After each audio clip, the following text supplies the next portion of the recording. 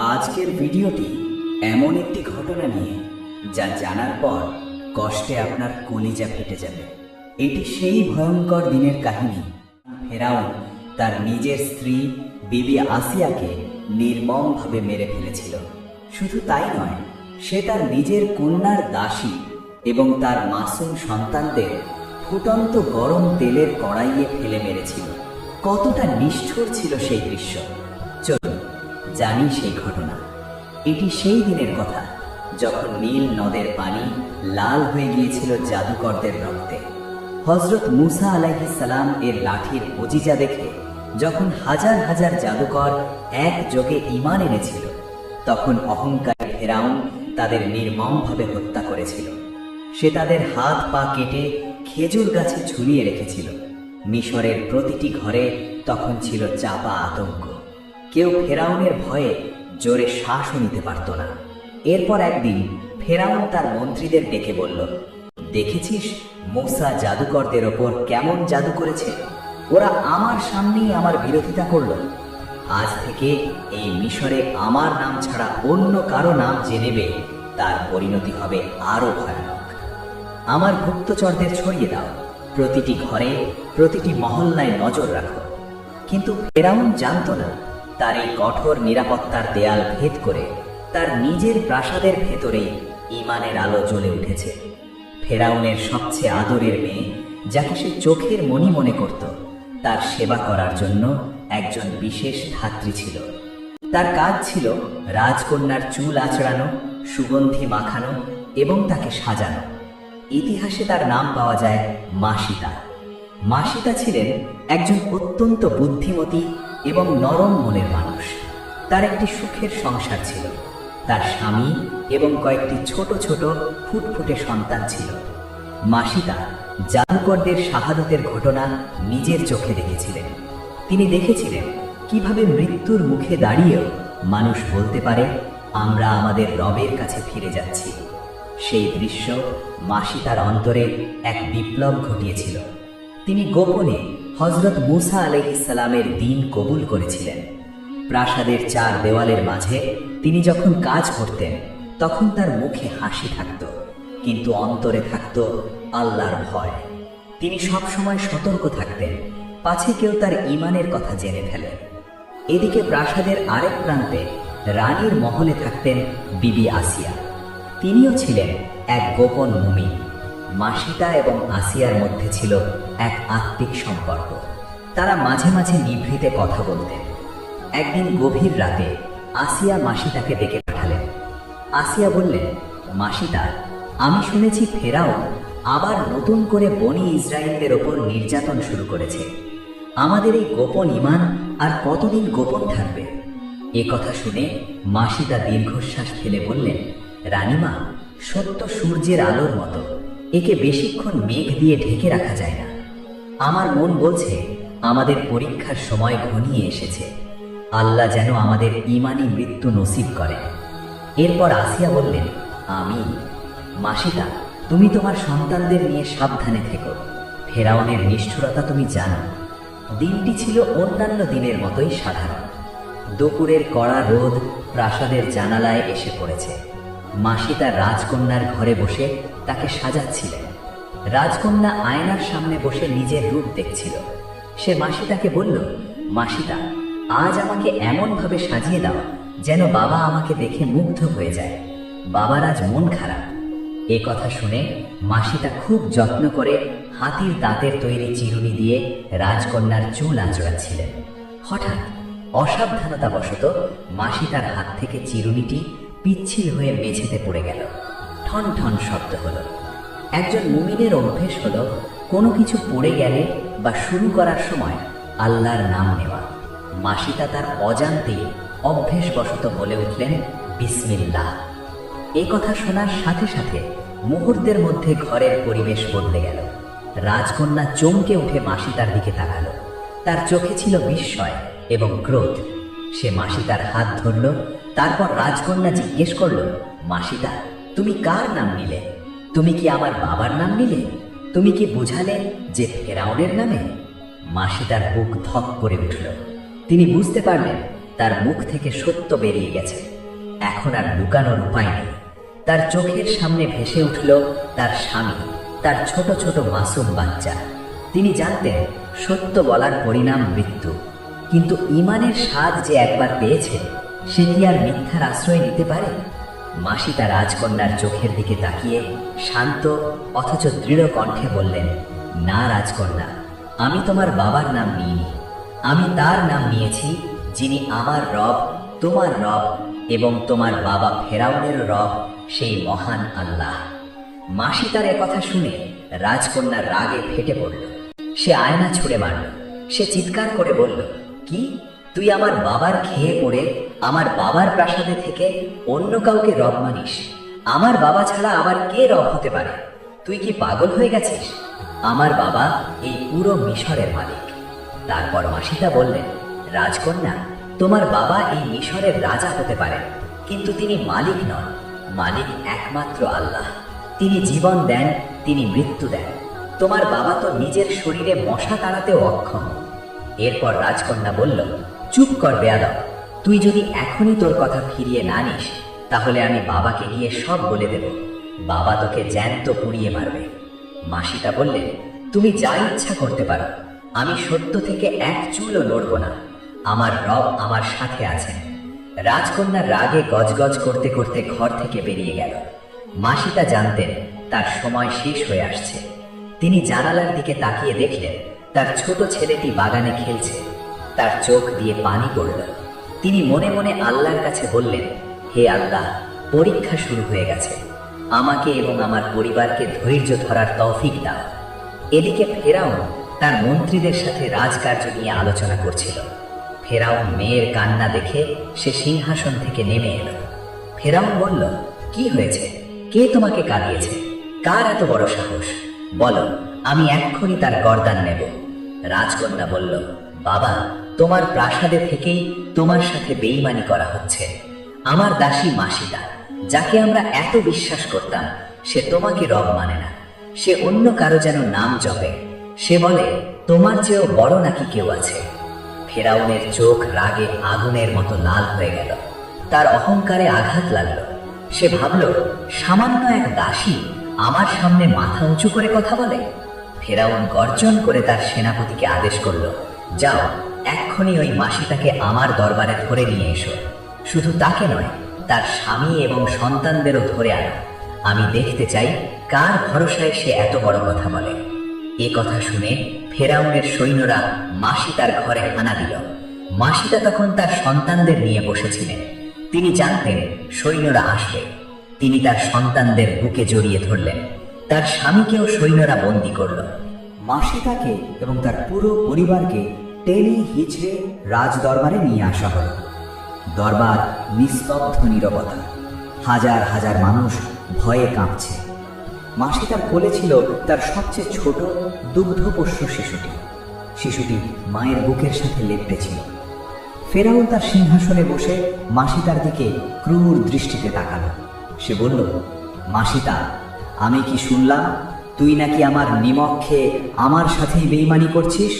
তুই নাকি আমাকে ছাড়া অন্য কাউকে রব মানিস? মাসিতা মাথা নিচু করলেন না। তিনি ফেরাউনের চোখের দিকে তাকিয়ে দৃঢ় কণ্ঠে বললেন, হ্যাঁ ফেরাউন, আমি সত্য বলেছি। আমার রব এবং তোমার রব হলেন আল্লাহ, যিনি এই আসমান ও জমিন সৃষ্টি করেছেন, যিনি তোমাকে ক্ষমতা দিয়েছেন, আবার তিনিই তোমার কাছ থেকে ক্ষমতা কেড়ে নিতে পারেন। পুরো দরবার মাসিতার এই সাহসিকতা দেখে স্তব্ধ হয়ে গেল। একজন সামান্য দাসী হয়ে মিশরের বাদশাহর চোখের দিকে তাকিয়ে কথা বলছে। ফেরাউন তার আসন থেকে উঠে দাঁড়ালো। সে বিদ্রূপের হাসি হেসে বলল, তোর রব সেই মুসার রব যার কোনো অস্তিত্ব নেই? তুই কি ভুলে গেছিস জাদুকরদের আমি কি করেছি? তাদের হাত পা কেটে আমি কিভাবে ঝুলিয়ে রেখেছি? তুই যদি এখনই তোর ওই কাল্পনিক খোদার নাম না ছাড়িস, তবে আমি তোকে এবং তোর সন্তানদের এমন মৃত্যু দেব যা দেখে শয়তানও ভয় পালাবে। মাসিতা বললেন, ফেরাউন, তুমি আমাদের শরীরকে কষ্ট দিতে পারো, কিন্তু আমাদের রূহকে স্পর্শ করতে পারবে না। আমাদের মৃত্যু তো আল্লাহর হাতে লেখা, তুমি শুধু উসিলা মাত্র। ফেরাউন দেখল কথাই কাজ হবে না। সে তার জল্লাদদের ইশারা করল। সে বলল, তোরা কি ভাবছিস আমি এদের তলোয়ার দিয়ে মারব? না, তলোয়ারের মৃত্যু তো খুব সহজ, এদের জন্য আমি এক বিশেষ আযাব তৈরি করব। ফেরাউন তার প্রধান জল্লাদকে আদেশ দিল, যাও, রাজভাণ্ডার থেকে একটি বিশাল তামার কড়াই নিয়ে এসো। সেই কড়াই প্রাসাদের মাঝখানে বসাও, তার নিচে দাউ দাউ করে আগুন জ্বালাও, আর কড়াইটি টকবক করা গরম তেল দিয়ে ভরে দাও। ফেরাউনের এই আদেশ পেয়ে কিছুক্ষণের মধ্যেই বিশাল এক কড়াই আনা হলো। আগুনের তাপে তেল ফুটতে শুরু করলো। তেলের গরম ভাব আর গন্ধে বাতাস ভারী হয়ে উঠল। আগুনের লেলিহান শিখা দেখে উপস্থিত জনতা ভয়ে পিছিয়ে গেল। ফেরাউন মাসিটাকে সেই কড়াইয়ের কিনারে নিয়ে গেল। সে বলল, দেখছিস এই কড়াই, এই তেলের উত্তাপ দেখছিস? তুই যদি এখনো আমাকে রব বলে স্বীকার করিস তবে আমি তোকে মাফ করে দেব, আর যদি না করিস তবে তোর চোখের সামনে তোর কলিজার টুকরা সন্তানদের এক এক করে এই তেলের মধ্যে ভাজা হবে। মাছ ভাজলে যেমন শব্দ হয়, তোর সন্তানদের শরীর ভাজলেও তেমন শব্দ হবে। তুই কি চাস তোর সন্তানেরা এভাবে মরুক? মাসি তার বুকটা কেঁপে উঠল। তিনি তো মা, সন্তানদের মুখের দিকে তাকিয়ে তার কলিজা ছিঁড়ে যাচ্ছিল। তার বড় ছেলেটি ভয়ের চোটে মায়ের কাপড় খামচে ধরে আছে। মাসিটা আল্লাহর কাছে মনে মনে বললেন, হে আল্লাহ, এ তুমি কেমন পরীক্ষায় ফেললে আমাকে? আমার নিজের জান দিতে পারি, কিন্তু সন্তানদের এই মৃত্যু আমি মা হয়ে কিভাবে দেখব? কিন্তু পরক্ষণেই তিনি ভাবলেন, আমি যদি আজ দুর্বল হয়ে যাই তবে সত্য হেরে যাবে। আমার সন্তানেরা জান্নাতে যাবে, কিন্তু আমি শিরক করলে জাহান্নামে যাব। তিনি চোখের পানি মুছে ফেরাউনের দিকে তাকিয়ে বললেন, ফেরাউন, তুমি যা খুশি করো, আমি আমার ঈমান বিক্রি করব না। প্রাসাদের উঠানে তেলের কড়াই টকবক করে ফুটছে। আগুনের তাপে কড়াইটি লাল হয়ে গেছে। ফেরাউন তার জল্লাদদের ইশারা করল। জল্লাদরা মাসি তার বড় ছেলেটিকে তার কোল থেকে ছিনিয়ে নিল। ছেলেটি ভয়ে চিৎকার করে উঠল, মা গো, ওরা আমাকে কোথায় নিয়ে যাচ্ছে? মা, আমাকে বাঁচাও। মাসিটা হাত বাড়ালেন, কিন্তু শিকল তাকে আটকে রাখল। তিনি চিৎকার করে বললেন, বাবার, ভয় পাস না, আল্লাহ তোর সাথে আছেন, আমরা জান্নাতে দেখা করব। জল্লাদরা ছেলেটিকে শূন্যে তুলে ধরল, তারপর নির্দয়ভাবে তাকে সেই ফুটন্ত তেলের কড়াইয়ে ছুঁড়ে মারল। ঝনঝন শব্দ হলো, তেলের ছিটা চতুর্দিকে ছড়িয়ে পড়ল। ছেলেটির আর্তনাদ এক মুহূর্তের জন্য শোনা গেল, তারপর সব শান্ত। চোখের পলকে তার শরীর পুড়ে কয়লা হয়ে গেল। তার হাড়গুলো মাংস থেকে আলাদা হয়ে তেলের উপর ভেসে উঠল। মাসিতা এই দৃশ্য দেখে জ্ঞান হারাতে চাইলেন। তার মুখ দিয়ে কোনো শব্দ বের হচ্ছিল না, শুধু চোখ দিয়ে রক্তের মতো গরম অশ্রু ঝরছিল। ফেরাউন অট্টহাসি দিয়ে বলল, কেমন লাগলো মাসিটা? এখনো সময় আছে, বল, আমি তোর রব। মাসিটা কাঁপতে কাঁপতে বললেন, না, আমার রব আল্লাহ। তুই জালিম, তুই শয়তান। ফেরাউন আরো ক্ষিপ্ত হলো। সে দ্বিতীয় সন্তানকে আনার নির্দেশ দিল। এই ছেলেটিও আরো ছোট, সে জল্লাদদের হাতে কামড় দিচ্ছিল, মায়ের কাছে যাওয়ার জন্য ছটফট করছিল। জল্লাদরা তাকেও একইভাবে তেলের মধ্যে নিক্ষেপ করল। আবার সেই পোড়া গন্ধ, আবার সেই হাড়গোড় ভেসে ওঠার দৃশ্য। মাসিতা আকাশের দিকে তাকিয়ে বললেন, হে আল্লাহ, তুমি ধৈর্য দাও, তুমি ছাড়া আমার আর কেউ নেই। এক এক করে তার সব সন্তানকে চোখের সামনে হত্যা করা হলো। তাদের পোড়া গন্ধে আকাশ বাতাস ভারী হয়ে গেল। উপস্থিত জনতা ভয়ে চোখ বন্ধ করে ফেলল। কিন্তু ফেরাউনের পাষাণ হৃদয়ে বিন্দুমাত্র দয়া হলো না। অবশেষে বাকি রইল মাসি তার কোলের সেই দুগ্ধপোষ্য শিশুটি। শিশুটি তখনও মায়ের বুকে মুখ গুজে দুধ পান করার চেষ্টা করছিল। সে জানে না তার ভাই বোনেরা আর নেই। ফেরাউন বলল, থাম, এবার তোর পালা। এই শেষ সন্তানটিকেও হারাতে চাস? দেখ, ও কত ছোট, ও তো এখনো দুনিয়াই দেখেনি। তুই যদি শুধু মুখে বলিস যে আমি রব, তবে আমি ওকে ছেড়ে দেব। মাসিটা এবার থমকে গেলেন। নিজের জন্য নয়, অন্য সন্তানদের জন্যও নয়, কিন্তু এই দুধের বাচ্চার জন্য তার মাতৃত্ব কেঁদে উঠল। তিনি ভাবলেন, আমি মরলে সমস্যা নেই, কিন্তু এই মাসুম বাচ্চা আগুনের কষ্ট কিভাবে সইবে? ওর তো কোনো পাপ নেই। মাসিটা কিছুটা পেছাতে চাইলেন, তার পা যেন আর চলছিল না। শয়তান তাকে ধোঁকা দেওয়ার চেষ্টা করল। মাসিটা, শিশুর জীবন বাঁচাও, ঈমান তো মনে থাকে, মুখে মিথ্যা বললে ক্ষতি নেই। ঠিক সেই মুহূর্তে যখন মাসি তার পা কাঁপছিল, আল্লাহ তাআলা এক অলৌকিক ঘটনা ঘটালেন। সেই কোলের শিশুটি, যার কথা বলার বয়স হয়নি, সে মায়ের দিকে তাকিয়ে স্পষ্ট ভাষায় কথা বলে উঠল। শিশু বলল, হে আমার মা, আপনি ধৈর্য ধরুন, পিছিয়ে যাবেন না, আপনি সত্যের উপর আছেন। এই আগুন তো দুনিয়ার আগুন, কিন্তু আল্লাহর জাহান্নামের আগুন এর চেয়ে 1000 গুণ বেশি গরম। আমাদের এখনই জান্নাতে নেওয়া হবে। ভয় পাবেন না মা, লাফ দিন। সুবহানাল্লাহ। কোলের শিশুর মুখে এমন কথা শুনে মাসি তার সব ভয়, সব দুর্বলতা মুহূর্তের মধ্যে দূর হয়ে গেল। তিনি বুঝতে পারলেন আল্লাহ তাকে সাহায্য করছেন। তিনি শিশুটিকে বুকে আরো শক্ত করে জড়িয়ে ধরলেন। তারপর ফেরাউনের চোখের দিকে তাকিয়ে বললেন, ফেরাউন, তোর এই আগুন আমাদের ক্ষতি করতে পারবে না। এই আগুন আমাদের জান্নাতের সিঁড়ি। আমি আসছি আমার সন্তানদের কাছে। ফেরাউন অবাক হয়ে তাকিয়ে রইল। সে ভাবল, এরা কি মানুষ নাকি অন্য কিছু? তারপর মাসিটা তার কোলের শিশুটিকে বুকে জড়িয়ে নিলেন। তিনি তেলের কড়াইয়ের দিকে এগিয়ে গেলেন। তার মুখে তখন ভয়ের বদলে এক জান্নাতি হাসি। তিনি ফেরাউনকে শেষবারের মতো বললেন, শোন ফেরাউন, তুই আমার শরীরকে পুড়িয়ে দিচ্ছিস ঠিকই, কিন্তু মনে রাখিস, আমার হাড়গুলো যখন এই তেলের মধ্যে জ্বলবে, তখন সেই ধোঁয়া আল্লাহর আরশ পর্যন্ত পৌঁছাবে। আমার রবের বিচার থেকে তুই পালাতে পারবি না।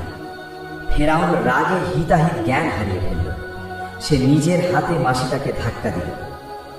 মাসিটা এবং তার কোলের শিশুটি একসাথে সেই ফুটন্ত তেলের মধ্যে পড়ে গেলেন। আল্লাহু আকবার! এই শেষ ধ্বনিটি তেলের গর্জন ছাপিয়ে আকাশে ছড়িয়ে পড়ল। মুহূর্তের মধ্যে মা ও সন্তানের দেহ পুড়ে ছাই হয়ে গেল। তাদের হাড়গুলো আগের সন্তানদের হাড়ের সাথে মিশে একাকার হয়ে গেল।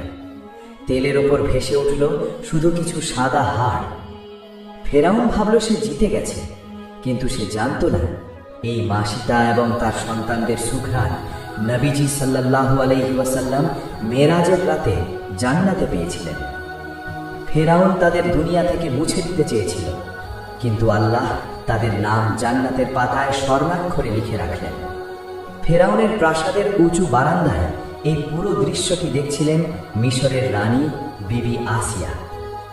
তিনি তার চোখের সামনে দেখলেন কিভাবে তার প্রিয় সহচরী মাসিতা এবং তার মাসুম বাচ্চাদের নির্মমভাবে হত্যা করা হলো। বাতাসের সাথে ভেসে আসা মাংস পোড়া গন্ধে আসিয়ার দম বন্ধ হয়ে আসছিল, কিন্তু তার চেয়েও বেশি কষ্ট হচ্ছিল তার অন্তরে।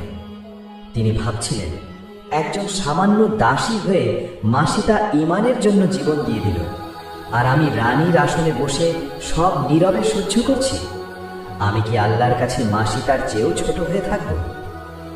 আসিয়ার চোখ দিয়ে আগুনের মতো গরম অশ্রু গড়িয়ে পড়ল। তার এতদিনের গোপন ঈমান, যা তিনি ভয়ে লুকিয়ে রেখেছিলেন, তা আজ আগ্নেয়গিরির মতো ফেটে বের হতে চাইল। তিনি আর চুপ থাকতে পারলেন না।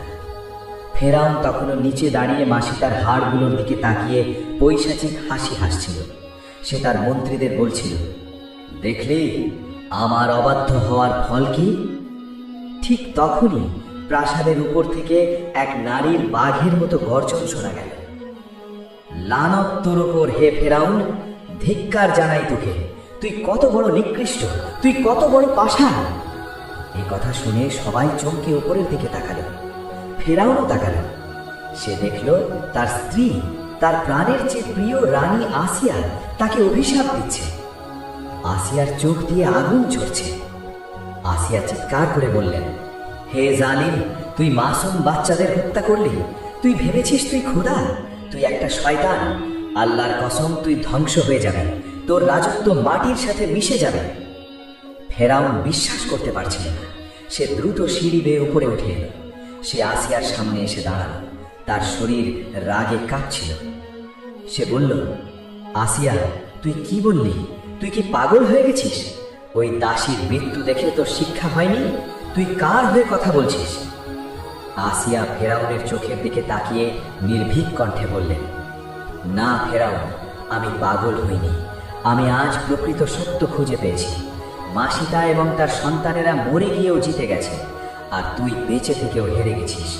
আমিও আজ সবার সামনে ঘোষণা করছি, আমি ঈমান আনলাম মাসিতার রবের উপর, মুসার রবের উপর, যিনি আসমান ও জমিনের মালিক। আসিয়ার এ কথা শুনে ফেরাউনের মাথায় যেন বজ্রপাত হল।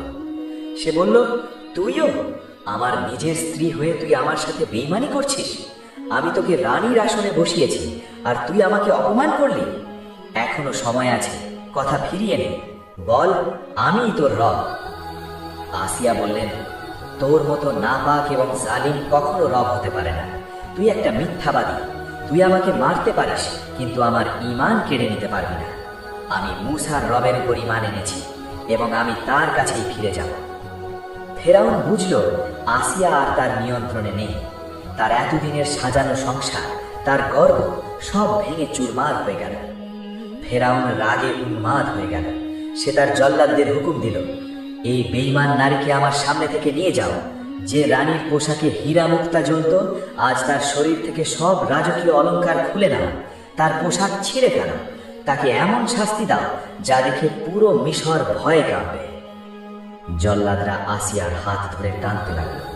যে রানীকে এক নজর দেখার জন্য হাজার মানুষ অপেক্ষা করত, আজ তাকে টেনে হিচড়ে প্রাসাদের বাইরে নিয়ে যাওয়া হলো। আসিয়ার শরীর পাথরের আঘাতে ক্ষতবিক্ষত হয়ে গেল, কিন্তু তার মুখ থেকে কোনো আর্তনাদ বের হলো না। তিনি শুধু বলছিলেন, লা ইলাহা ইল্লাল্লাহ মূসা কালিমুল্লাহ। এরপর তাকে নিয়ে যাওয়া হলো মিশরের তপ্ত মরুভূমিতে। দুপুরের কড়া রোদ তখন আগুনের মতো ঝরছিল। বালুগুলো ছিল জ্বলন্ত কয়লার মতো গরম। ফেরাউন আদেশ দিল, ওকে হাত পা বেঁধে এই বালুর ওপর শুইয়ে দাও। জল্লাদরা 4টি বিশাল লোহার পেরেক দিয়ে আসিয়ার 2 হাত এবং 2 পা মাটির সাথে গেঁথে দিল। তার পিঠের নিচে জ্বলন্ত বালু আর বুকের ওপর সূর্যের তাপ। তার শরীর পুড়ে কালো হয়ে যাচ্ছিল। তিনি তৃষ্ণায় কাতর হয়ে গেলেন। তার ঠোঁট ফেটে রক্ত বের হচ্ছিল। তিনি পানি চাইলেন, কিন্তু ফেরাউন তাকে এক ফোঁটা পানিও দিতে নিষেধ করল। ফেরাউন তার পাশে এসে দাঁড়ালো। সে বিদ্রূপ করে বলল, আসিয়া, এখনো সময় আছে। এই কষ্ট তুমি সহ্য করতে পারবে না। শুধু একবার বলো, ফেরাউন আমার রব, তাহলে আমি তোমাকে এক্ষুনি মুক্তি দেব। আবার তোমাকে রানীর আসনে বসাবো। মূসার খোদা তোমাকে বাঁচাতে আসবে না। আসিয়া তার শুকনো ঠোঁট নেড়ে হাসলেন। তিনি দুর্বল কণ্ঠে বললেন, ফেরাউন, আমার শরীরকে কষ্ট দিচ্ছিস, কিন্তু আমার আত্মাকে প্রশান্তি দিচ্ছেন আমার আল্লাহ। এই দুনিয়ার কষ্ট ক্ষণস্থায়ী, কিন্তু আমার রবের জান্নাত চিরস্থায়ী। আমি তোর দাসত্ব মানব না, তুই যা খুশি কর। এ কথা শুনে ফেরাউন রাগে জ্ঞান হারিয়ে ফেলল। সে হুকুম দিল, একটা বিশাল পাথর নিয়ে এসো, ওর বুকের উপর চাপিয়ে দাও, ওর হাড়গুলো গুঁড়ো করে দাও। কয়েকজন শক্তিশালী জল্লাদ মিলে এক বিশাল পাথর আসিয়ার বুকের উপর চাপিয়ে দিল। তার পাঁজরের হাড়গুলো মরমর করে ভাঙতে লাগলো। শ্বাস নেওয়া কঠিন হয়ে পড়ল। যন্ত্রণায় তার চোখ উল্টে আসার উপক্রম হলো। ঠিক সেই মুহূর্তে আসিয়া দুনিয়ার সব মায়া ত্যাগ করলেন। তিনি আকাশের দিকে তাকালেন এবং আল্লাহর কাছে এক ঐতিহাসিক ফরিয়াদ জানালেন। পবিত্র কোরআনে আল্লাহ তার সেই ফরিয়াদকে চিরস্থায়ী করে রেখেছেন। প্রতিপালক, আমার জন্য তোমার কাছে জান্নাতে একটি ঘর বানিয়ে দাও এবং আমাকে ফেরাউন ও তার দুষ্কর্ম থেকে মুক্তি দাও এবং আমাকে এই জালেম কওম থেকে রক্ষা করো। আল্লাহ তাআলা তার প্রিয় বান্দির এই দোয়া সাথে সাথে কবুল করলেন। আল্লাহ আসিয়ার চোখের সামনে থেকে দুনিয়ার সব পর্দা সরিয়ে দিলেন। তিনি পাথরের নিচে শুয়ে থেকেই, ওই তপ্ত বালুর ওপর থেকেই জান্নাতে তার জন্য তৈরি করা হীরা মুক্তার মহল দেখতে পেলেন। তিনি দেখলেন জান্নাতের হুরেরা তাকে বরণ করার জন্য দাঁড়িয়ে আছে। তিনি দেখলেন আল্লাহর রহমতের ফেরেশতারা তার দিকে হাসি মুখে তাকিয়ে আছে। জান্নাতের সেই অপরূপ দৃশ্য দেখে মৃত্যু যন্ত্রণার মধ্যেও আসিয়ার মুখে এক স্বর্গীয় হাসি ফুটে উঠল। তিনি খিলখিল করে হাসতে লাগলেন। ফেরাউন এই দৃশ্য দেখে ভয় পেয়ে গেল। সে তার মন্ত্রীদের বলল, দেখো, এই মহিলা নিশ্চয়ই পাগল হয়ে গেছে। আমরা তাকে মারছি, হাড় ভেঙে দিচ্ছি, আর সে হাসছে। মৃত্যু যন্ত্রণায় কেউ কি হাসতে পারে? ফেরাউন জানত না আসিয়া তখন ফেরাউনের আযাব দেখছিলেন না, তিনি দেখছিলেন আল্লাহর রহমত। ফেরেশতারা তার রূহ কবজ করার জন্য জান্নাত থেকে নেমে এলো। ফেরাউন দেখল আসিয়া হাসছেন। তার অহংকার চূর্ণ বিচূর্ণ হয়ে গেল। সে ভাবল, আমি এত বড় রাজা, আমি তাকে এত কষ্ট দিচ্ছি, তবুও সে আমাকে ভয় পাচ্ছে না। সে রাগে উন্মাদ হয়ে জল্লাদদের হুকুম দিল, পাথরটা আরো জোরে চাপ দাও, ওকে এখনই শেষ করে দাও। ওর হাসি আমি সহ্য করতে পারছি না। জল্লাদরা তাদের সব শক্তি দিয়ে পাথরটা চাপ দিল, কিন্তু ফেরাউনের পাথর আসিয়াকে আর কোনো কষ্ট দিতে পারল না। কারণ পাথর চাপ দেওয়ার ঠিক আগের মুহূর্তে আল্লাহ তাআলা আসিয়ার পবিত্র রূহকে শরীর থেকে বের করে নিয়েছিলেন। আসিয়ার প্রাণ পাখি তখন জান্নাতের সবুজ বাগানে উড়ে বেড়াচ্ছে, যেখানে তার জন্য অপেক্ষা করছে অনন্ত সুখ। ফেরাউনের পাথর যখন নিচে পড়ল তখন নিচে ছিল শুধু আসিয়ার নিথর দেহ। তার মুখে তখনও লেগেছিল সেই বিজয়ী হাসি। ফেরাউন পরাজিত হলো। সে আসিয়ার দেহকে হত্যা করতে পেরেছিল, কিন্তু তার ঈমানকে হত্যা করতে পারেনি। সে আসিয়াকে দুনিয়া থেকে সরিয়ে দিতে পেরেছিল, কিন্তু আল্লাহর আরশ থেকে আসিয়ার নাম মুছতে পারেনি। আসিয়ার মৃত্যুর পর ফেরাউন একাই তার প্রাসাদে ফিরে গেল। যে প্রাসাদে একদিন আসিয়ার হাসির শব্দ ছিল, আজ সেই প্রাসাদ শ্মশানের মতো নীরব। ফেরাউন তার সিংহাসনে বসে আছে, কিন্তু তার মনে শান্তি নেই। সে বুঝতে পারল সে হেরে গেছে। সে খোদা দাবি করেও তার নিজের স্ত্রী এবং দাসীকে বশ করতে পারেনি। ফেরাউনের মৃত্যু কিভাবে হয়েছিল, এই ঘটনাটি জানতে চাইলে আমাদের চ্যানেলের এই ভিডিওটি দেখতে পারেন। আল্লাহ তাআলা পবিত্র কোরআনে বিবি আসিয়ার উদাহরণ দিয়ে বিশ্ববাসীকে জানিয়ে দিলেন, আল্লাহ মুমিনদের জন্য ফেরাউনের স্ত্রীর দৃষ্টান্ত বর্ণনা করেছেন। প্রিয় দর্শক, আজকের এই ঘটনাটি কোনো সাধারণ গল্প নয়, এটি আমাদের ঈমানের পরীক্ষা। মাসিতা এবং আসিয়া প্রমাণ করে গেছেন, ঈমান যদি সত্যিকারের হয় তবে আগুনের কড়াই বা পাথরের চাপ কোনো কিছুই মানুষকে আল্লাহর রাস্তা থেকে সরাতে পারে না। আসিয়া ছিলেন মিশরের রানী, তার পায়ের নিচে ছিল অঢেল সম্পদ, কিন্তু তিনি জানতেন এই দুনিয়া ক্ষণস্থায়ী। তাই তিনি রাজপ্রাসাদ ছেড়ে জান্নাতের মাটির ঘর বেছে নিয়েছিলেন। মাসিতা তার চোখের সামনে সন্তানদের পড়তে দেখেছেন, তবুও ধৈর্য ধরেছেন। আল্লাহ তাদের এই ধৈর্যের বিনিময়ে জান্নাত দান করেছেন। আজ আমাদের জীবনে ছোট কোনো বিপদ এলেই আমরা ভেঙে পড়ি, ঈমান হারিয়ে ফেলি। আসুন আমরা মাসিতা এবং আসিয়ার জীবনী থেকে শিক্ষা নিই। আমরা আল্লাহর কাছে দোয়া করি তিনি যেন আমাদের ঈমানকে পাহাড়ের মতো মজবুত করে দেন। ভিডিওটি যদি আপনার হৃদয়ে দাগ কেটে থাকে তবে শেয়ার করে আপনার বন্ধুদেরও এই সত্য ঘটনাটি জানার সুযোগ করে দিন। আল্লাহ আমাদের সবাইকে জান্নাতে একত্রিত করুন। আমিন।